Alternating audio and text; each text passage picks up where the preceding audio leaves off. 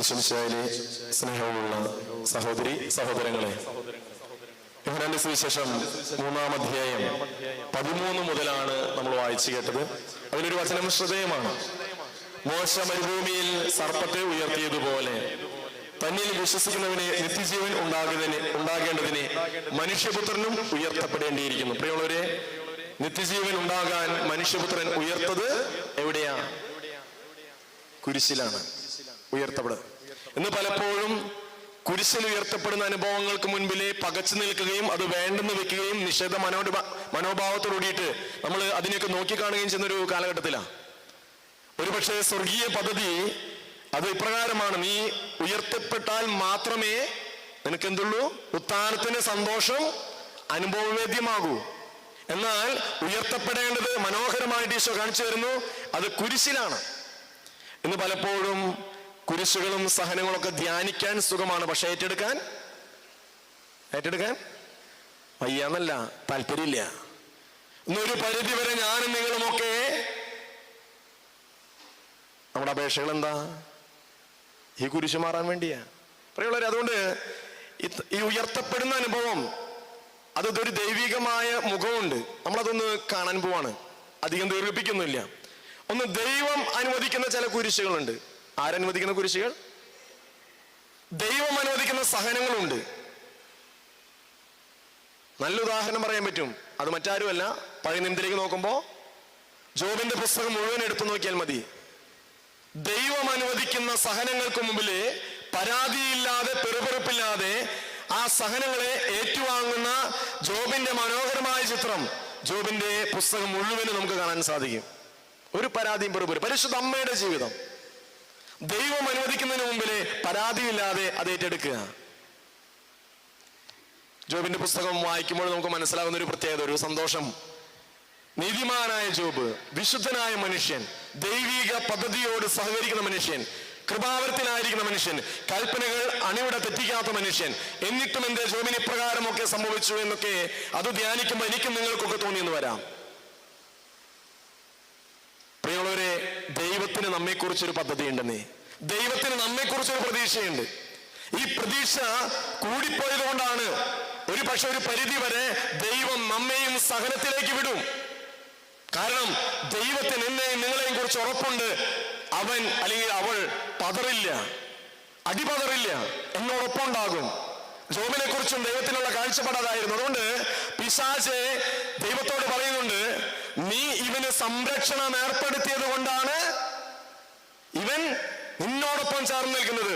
അതുകൊണ്ട് ഈ സംരക്ഷണ വലയം, ആ വേലിക്കെട്ടൊന്ന് പൊളിച്ചു മാറ്റിയാൽ ഒരു പക്ഷേ അവൻ നിന്നെ ഉപേക്ഷിച്ചെന്ന് വരും. പ്രിയമുള്ളവരെ, ജോബിന്റെ പുസ്തകം 1-2 അധ്യായങ്ങളിലെ ഈ ദൈവമായിട്ടുള്ള സംഭാഷണത്തിനൊടുവില് ദൈവം അനുവദിക്കുകയാണ്.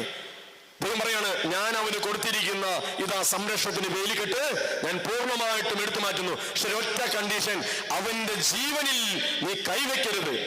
അത് ദൈവത്തിന്റെ ദാനമാ, ജീവൻ ദൈവത്തിന്റെ ദാനമാ, അതിൽ നീ കൈവയ്ക്കരുത്. പ്രിയമുള്ളവരെ, പിന്നെ അങ്ങോട്ട് 3-ാം അധ്യായം മുതൽ ജോബിന് നഷ്ടങ്ങളുടെ പരമ്പരകള് ഇങ്ങനെ കുത്തൊഴുക്ക് പോലെ കടന്നു വരുമ്പോഴും അവിടെ ഒറ്റ വചനമേ ജോബ് പറയുന്നുള്ളൂ, അത് മറ്റൊന്നുമല്ല, കർത്താവ് തന്നു, കർത്താവ് എടുത്തു, കർത്താവിന്റെ നാമം വാഴ്ത്തപ്പെടട്ടെ. നമുക്ക് പറഞ്ഞു ഹല്ലേലൂയ, ഹല്ലേലൂയ.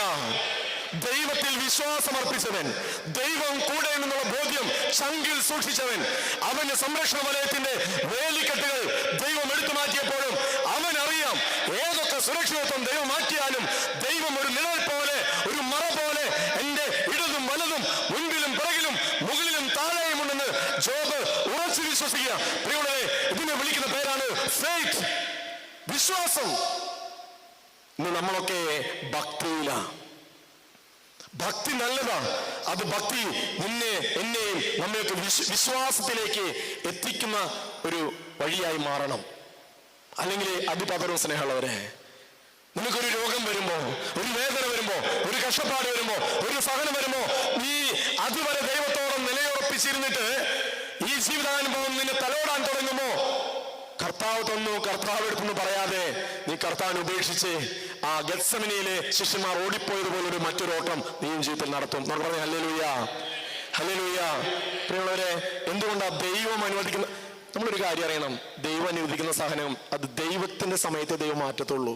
നമ്മൾ എങ്ങനെ തലകുത്തി മറിഞ്ഞാലും, രഞ്ജിത്തച്ഛനായാലും ഞാനായാലും ഈ ഭൂമിയില് മാപ്പാപ്പ പോലും കൈവച്ച് പ്രാർത്ഥിച്ചാലും ദൈവം അനുവദിച്ച സഹനങ്ങൾ മാറില്ല.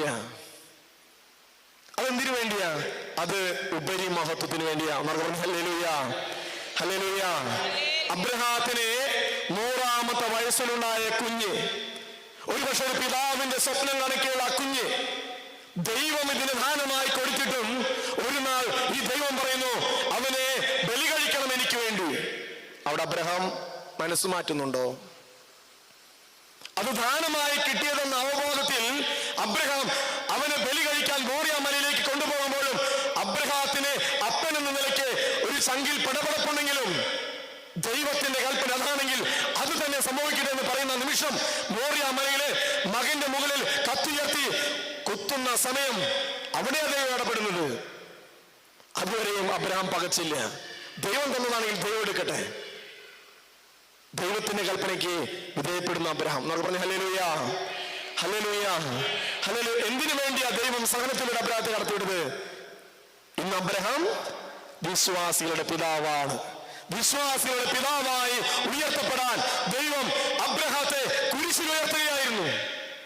അതാ ഞാൻ പറഞ്ഞത്, ദൈവം അനുവദിക്കുന്ന സഹനങ്ങളെ പിറകിലെ ഒരു ദൈവീക പദ്ധതി അല്ലെങ്കിൽ ഒരു ഉപരി മഹത്വം അതിനു വേണ്ടിയാ, കൂടുതൽ കൃപ കിട്ടാൻ വേണ്ടിയാ.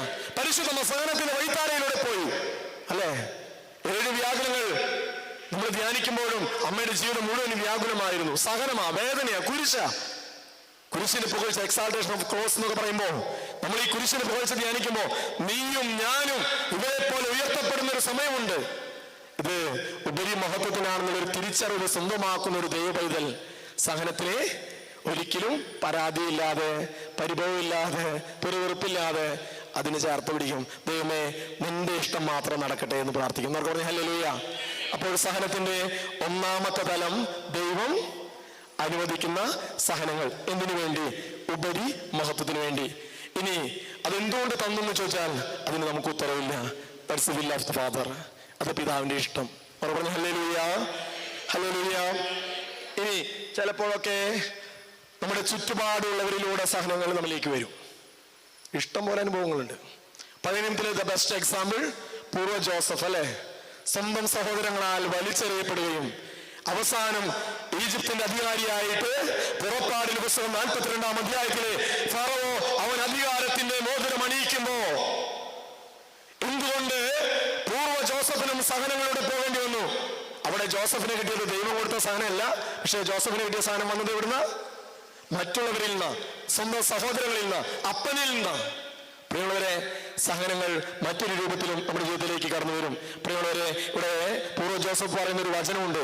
ഉൽപ്പത്തിയുടെ പുസ്തകം 45-ാം അധ്യായത്തില്, ദൈവമാണ് എന്നെ നിങ്ങൾക്ക് മുമ്പേ ഇവിടേക്ക് അയച്ചത്. സഹനം ഇങ്ങനെയും വഴിമാറും സ്നേഹമുള്ളവരെ. ഈ സഹനത്തിന്റെ ഈ തലങ്ങളൊക്കെ ഒരു ദൈവപൈതൽ അറിയാൻ തുടങ്ങിയാൽ പിന്നെ സഹനം മാറാൻ വേണ്ടി അവൻ പ്രാർത്ഥിക്കില്ല.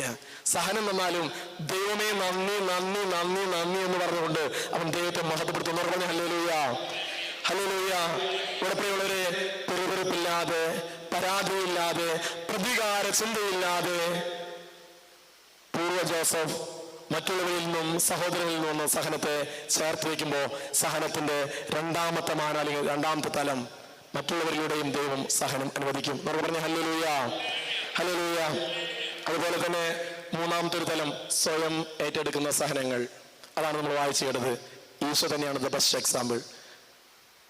ലോകത്തിന് കുഞ്ഞാടായിട്ട് മനുഷ്യകുലത്തിന്റെ പാപപരിഹാരത്തിനായി അതെ സ്വർഗീയ അപ്പൻ അബ്ബാ പിതാവ് മനുഷ്യരെ അത്രമാത്രം, എന്നെ നിങ്ങളെ അത്രമാത്രം സ്നേഹിക്കുന്നത് കൊണ്ട് നമ്മുടെ പാപത്തിന് പരിഹാരമായിട്ട് അവനെ പുത്രനെ ലോകത്തിലേക്ക് അയക്കുകയാണ്. നമ്മൾ വായിച്ചു കേട്ടില്ലേ?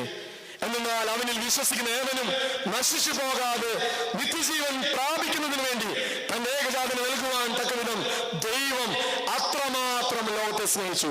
പ്രിയമുള്ളവരെ, സ്വയം ഈശോ സഹനം ഏറ്റെടുക്കുകയാണ്. പിതാവിന്റെ അനുവാദത്തോടുകൂടി ഈശോയെ സ്വയം കുരിശിലേക്ക് നടന്നു നീങ്ങുകയാണ്, കുരിശിൽ ഉയർത്തപ്പെടുകയാണ്. എന്തിനു വേണ്ടിയാ? മനുഷ്യകുലത്തിന്റെ പാപപരിഹാരത്തിന് വേണ്ടിയാണ്. അതുകൊണ്ടാണ് യോഹന്നാൻ സ്നാപകൻ പറയുന്നത്, ഇതാ ലോകത്തിന്റെ പാപം നീക്കുന്ന ദൈവത്തിന്റെ ഗുണം. കൈ ചൂണ്ടി കാണിക്കാം, ബോധ്യമുണ്ട്. ഈശോ അതിനെ തട്ടിമാറ്റുന്നില്ല. പക്ഷെ പത്രോസ് തട്ടിമാറ്റി. കുരിശിന് വഴിത്താരയിൽ കുരിശിന് തട്ടിമാറ്റിയ ഏക ശിഷ്യന് പത്രോസാ. ഇനി കുരിശിന് വഴിത്താരയിൽ ഓടി ഒളിച്ച കുറെ ശിഷ്യന്മാരുണ്ട്. ഗെത്സമനിൽ അതും കാണാൻ പറ്റും. പക്ഷേ അവിടെ സ്നാപകൻ ചൂണ്ടിക്കാണിക്കുമ്പോഴും ഈശോ അത് ഏറ്റെടുക്കുകയാണ്. അതെ, ദൈവപിതാവിന്റെ ഇഷ്ടം നിറവേറ്റാൻ കുരിശ് സ്വയം ഏറ്റെടുത്ത ഈശോയെ നമുക്ക് ധ്യാനിക്കാൻ സ്നേഹമുള്ളവരെ. പിന്നെ അങ്ങ് തുടങ്ങി അപ്പസ്തോല പ്രവർത്തനങ്ങളിൽ എത്തുമ്പോൾ സ്റ്റീഫൻ മുതൽ പിന്നെ ഒരുപാട് വിശ്വരുടെ ജീവിതം നമുക്കറിയാൻ പറ്റും. നമുക്കറിയാം അവസാനം കൊറോണയിൽ മരിച്ച ഒരു പരിചയമില്ലാത്ത ഒരു യുവാവിന് വേണ്ടി വെന്റിലേറ്റർ എന്നിൽ നിന്ന് എടുത്തു മാറ്റിക്കോ എന്ന് പറഞ്ഞ ഒരു ഇറ്റാലിയൻ ഫാദർ ജോസഫ് അവിടെ വരെ എത്തി നിൽക്കുകയാ, സ്വയം ഏറ്റെടുക്കുന്ന സാധനങ്ങൾ. വിശുദ്ധ മരിയ ഗോരത്തി, വിശുദ്ധ അൽഫോൻസമ്മ, വിശുദ്ധ കൊച്ചുത്രേസ്യ, വിശുദ്ധ ഡാമിയൻ, പ്രിയമുള്ളവരെ സഭാചരിത്രം മൂലം പരിശോധിക്കുമ്പോൾ സ്വയം സഹനങ്ങൾ. ഇനി ഈ സ്വയം സഹനങ്ങൾ ഏറ്റെടുക്കുക എന്ന് പറഞ്ഞാൽ ഞാൻ അലമ്പായി ജീവിച്ച് ഈ ലോകത്തിന്റെ എല്ലാ തോന്നിവാസങ്ങൾക്കും കൂട്ടുനിന്നിട്ട് അങ്ങനെയും സഹനം വരും കേട്ടോ. ഒരുവൻ ഈ ലോകത്തിന്റെ സുഖം പേര് കുറെ കുടിച്ചു, ലഹരി ഉപയോഗിച്ചു, അങ്ങനെയും കുടുംബത്തിൽ സഹനം വരും. ആ സഹനമല്ല സ്വയം ഏറ്റെടുക്കുന്ന സഹനം. അത് അവനവന്റെ കയ്യിലിരിപ്പുകൊണ്ടുള്ള സഹന, അതിന് ദൈവ ഉത്തരവാദിയല്ല. എന്നാൽ സ്വയം ഏറ്റെടുക്കുന്ന സഹനം, ഇപ്പൊ ചിലർക്ക് രോഗം വരുന്നു. വിശുദ്ധ അൽഫോൻസമ്മയെ ധ്യാനിച്ചാൽ മതി. വിശുദ്ധ കൊച്ചുത്രേസ്യ ഏത് അതിർത്തിയിൽ പോയിട്ട് സുവിശേഷം പ്രഘോഷിച്ചത്? കുറച്ച് ജീവിതം ഉണ്ടായിരുന്നുള്ളൂ, അത് ഈ ചുമരിന്റെ ഉള്ളിൽ തന്നെ കഴിച്ചുകൂട്ടി. പക്ഷേ ഇന്നെല്ലാം മിഷണറിമാരുടെ മധ്യസ്ഥയാണ്. പ്രിയമുള്ളവരെ, ഈ 3 സഹനത്തിന് തലങ്ങള് നമ്മളും ഉയർത്തപ്പെട്ടാൽ മാത്രമേ ഉത്ഥാന അനുഭവത്തിന്റെ സന്തോഷം, അല്ലെ? ആ പൗലോസ് പറയും, നിങ്ങൾ സദാ സന്തോഷിക്കുക, ഇടപെടാതെ പ്രാർത്ഥിക്കുക. ഈ സന്തോഷത്തിന് അനുഭവം അത് പുറത്ത് ഈ പോളിഷ് ചിരിയല്ല, അല്ലെ? ഇപ്പൊ ഫോട്ടോഗ്രാഫേഴ്സ് പറയും ഇങ്ങനെ, ഇപ്പുറത്തെ ട്രെൻഡാ ഇങ്ങനെ കാണിക്കും, ഇതെന്ന് ചിരിക്കാനാ പറയണത്. അപ്പൊ ഈ കൊണ്ടിരിക്കും, ആ ചിരിയല്ല, പോളിഷ് അല്ല. പൗലോസ് പറയും ആത്മാവിൽ സന്തോഷിക്കേ. പ്രിയമുള്ളവരെ, ഈ കുരിശിന്റെ ത്രിമാന തലങ്ങൾ അതെന്റെ ജീവിതത്തിന്റെ ഭാഗമാകുമ്പോ, 1 ദൈവം അനുവദിക്കുന്നവ, 2 മറ്റുള്ളവരിലൂടെ കടന്നു വരിക, 3 ഞാൻ സ്വയം ഏറ്റെടുക്കുക. ഈ തലങ്ങള് എന്റെ സ്വന്തമാകുമ്പോൾ പ്രിയമുള്ളവരെ പിന്നെ നമുക്ക് പരാതി ഉണ്ടാവില്ല. ദൈവത്തിന് മുമ്പില് ഒറ്റ കാര്യം നമ്മൾ ചെയ്യുള്ളൂ. എന്താണ്? ദൈവമേ എല്ലാത്തിനും നന്ദി, ദൈവമേ എല്ലാത്തിനും സ്തോത്രം. ദുഃഖത്തിന്റെ പാനപാത്രം കർത്താവിന്റെ കയ്യിൽ തന്നാൽ സന്തോഷത്തോടതു വാങ്ങി ഹല്ലേലൂയ പാടിയിടും. പറ്റുമോ നമുക്ക് സ്നേഹമുള്ളവരെ? ഈ പാട്ടിന്റെ വരികൾ എഴുതിയതും ഒരു ദൈവ പൈതലാണെന്ന് ഓർക്കുക.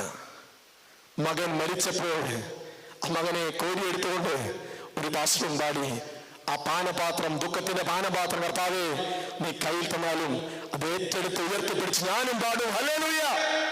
പ്രിയമുള്ളവരെ, നമ്മുടെ ചുറ്റുപാടും ഇങ്ങനെ ജീവിക്കുന്നവരുണ്ടെന്നേ. എന്നിട്ട് ധ്യാനത്തില് ഈശ്വരയിൽ പങ്കെടുക്കുമ്പോൾ നീ ഇന്നലെ വരെ അനുവദിച്ച സഹനങ്ങളിൽ നീ എടുത്ത നിലപാടെന്താ പരിശോധിക്കണം. സഹനത്തെ രക്ഷാകരമാക്കി മാറ്റി. ഒരു ചെറിയ വേദന പോലും ഞാൻ പറയും ഈ കാലഘട്ടത്തിൽ മിസ് ചെയ്യരുത്. ഒരു ചെറിയ സഹനം പോലും നീ അത് ഉപേക്ഷിക്കരുത്. എങ്ങനെ ഉപേക്ഷിക്കുക? പെറുപെറുപ്പ്, പരാതി, പരിഭവം, അതെനിക്ക് തന്നില്ല, എന്നോട് ചോദിച്ചില്ല, അല്ലെങ്കിൽ അത് പറഞ്ഞില്ല, ഇത് പറഞ്ഞില്ല, ഇങ്ങനെ പറഞ്ഞുകൊണ്ടിരിക്കുക പരാതിയും പെറുപെറുപ്പായിട്ട്. പ്രിയമുള്ളവരെ, പരാതിയില്ലാതെ ഈ സഹനത്തെ നീ ഏറ്റെടുത്തിട്ട് 1 എന്റെ വിശദീകരണം ഒന്ന് കാഴ്ചവെച്ച് അവനവൻ തന്നെ, 2 എന്റെ കുടുംബത്തിന്റെ വിശദീകരണം ഒന്ന് കാഴ്ചവെച്ച്, 2 ലോകത്തിന്റെ മാനസാന്തരത്തിന് കാഴ്ചവെച്ച്, പാപികളുടെ മാനസാന്തരത്തിനൊന്ന് കാഴ്ചവെച്ച്, ശുദ്ധീകരണ ആത്മാക്കൾക്ക് വേണ്ടി ഒന്ന് കാഴ്ചവെച്ച്. പ്രിയമുള്ളൊരു സഹനം മനോഹരമാണ്, രക്ഷാകരമാണ്. ഒരു നിമിഷം കൈകൾ കൂപ്പി കണ്ണുകൾ അടയ്ക്കാം. ഒരു നിമിഷം കൈകൾ കൂപ്പി കണ്ണുകൾ അടയ്ക്കാം.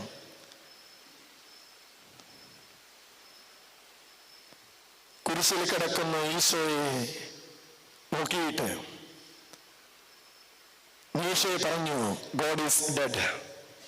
അവനെ രക്ഷിക്കാൻ പറ്റിയില്ല. വിശ്വാസിയായിരുന്ന നീഷെ നിരീശ്വരവാദിയായി മാറി. കുരിശിൽ 1ാമത്തെ പ്രതികരണമാണ് വിശ്വാസിയായവൻ അവിശ്വാസിയായി. എന്നാൽ കുരിശിലെ മറ്റൊരു ചിത്രമുണ്ട്. യേശു മരിച്ചപ്പോ കുരിശിനെ വഹിച്ചിരുന്ന ശതാധിപൻ ഈശോയെ നോക്കി പറഞ്ഞു, ആ മനുഷ്യൻ സത്യമായും നീതിമാനായിരുന്നു. അവിശ്വാസിയായവൻ വിശ്വാസിയായ ചരിത്രവും കുരിശിന് മുൻപിലുണ്ട്. കുരിശിലെ 2 പ്രതികരണങ്ങളാ. ഒന്ന് അവിശ്വാസിയായി നീഷെ പോലുള്ളവർ, രണ്ട് വിശ്വാസിയായി ശതാധിപനെ പോലുള്ളവർ.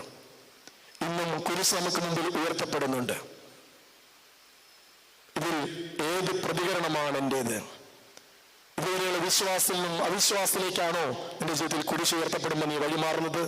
അതോ നിന്നുണ്ടാവുന്ന അവിശ്വാസം അത് വീണ്ടും വിശ്വാസത്തിൽ ആഴപ്പെടാൻ നിന്റെ മുമ്പിൽ ഉയർത്തപ്പെടുന്ന കുരിശ് കാരണമാകുന്നുണ്ടോ? പ്രതികരണങ്ങൾക്ക് ഉത്തരം കൊടുക്കേണ്ടത് നമ്മുടെ ജീവിതം കൊണ്ടാ. ഓരോരുത്തരും അവരവരുടെ ജീവിതം കൊണ്ടാ. ഈശോയെ വെളിയിൽ പ്രാർത്ഥിക്കാം.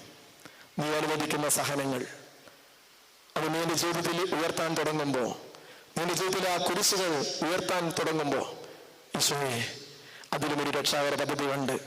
ആ കുരിശിനെ തോളിൽ ഏറ്റുവാങ്ങുവാൻ, നിന്നിൽ നിന്നും ആ കുരിശ് ഏറ്റെടുക്കുവാൻ ഈശോയെ സഹനത്തിന്റെ അഭിഷേകം എനിക്ക് പകരണമേ എന്നൊരു പ്രാർത്ഥന മനസ്സിൽ സൂക്ഷിച്ചുകൊണ്ടൊരു നിമിഷം നിശബ്ദതയിലായിരിക്കാം. പരിശുദ്ധ അമ്മേ മാതാവേ, സഹനത്തിനെന്തിലും അടിപതറാതെ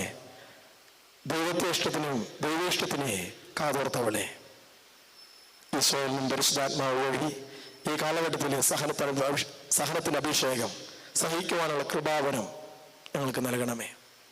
എങ്ങനെ സഹിക്കണമെന്ന് അമ്മ ഞങ്ങളെ പഠിപ്പിക്കണേ. നിത്യപിതാവും പുത്രനും പരിശുദ്ധാത്മാവുമായ സർവേശ്വര എന്നേക്കും ആമേൻ.